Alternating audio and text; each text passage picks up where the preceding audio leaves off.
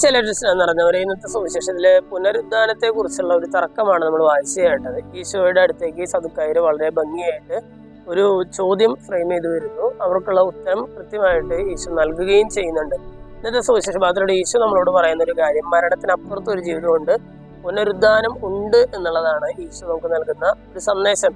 ഇന്നത്തെ ലേഖന ഭാഗത്തിൽ പൗലോസ് പറയുകയാണ്, ആത്മീയമായിട്ട് ജീവിക്കുന്നവർ ആത്മീയ കാര്യങ്ങളിൽ മനസ്സ് വയ്ക്കുന്നു, ജഡികമായിട്ട് ജീവിക്കുന്നവരാകട്ടെ ജഡികമായിട്ടുള്ള കാര്യങ്ങൾ മനസ്സ് വെക്കുന്നു എന്ന് പറയുകയാണ്. എന്ന് പറഞ്ഞാൽ ഇന്നത്തെ സുവിശേഷത്തിലൂടെയും ലേഖനഭാഗത്തിലൂടെയും സഭ നമ്മളോട് പറയുന്ന ഒരു കാര്യം ഇതാണ്, ഈ മരണത്തിനപ്പുറത്തൊരു ജീവിതമുണ്ട്. ആ ജീവിതത്തിൽ നിനക്ക് നന്നായിട്ടിരിക്കണമെങ്കിൽ, അല്ലെങ്കിൽ ദൈവത്തിനോടൊപ്പമായിരിക്കണമെങ്കിൽ നീ ഈ ജീവിതത്തിൽ ആത്മീയ കാര്യങ്ങളിൽ മനസ്സ് വെക്കണമെന്നുള്ളതാണ്. കാരണം പൗലോസ് പറയുന്ന പോലെ ആത്മീയമായിട്ട് ജീവിക്കുന്നവൻ, അല്ലെങ്കിൽ ആത്മീയമായിട്ട് ചിന്തിക്കുന്നവൻ ആത്മീയമായിട്ടുള്ള കാര്യങ്ങൾ മനസ്സ് വെക്കുന്നു, അവ നിത്യജീവനിലേക്ക് നമ്മളെ നയിക്കുന്നു.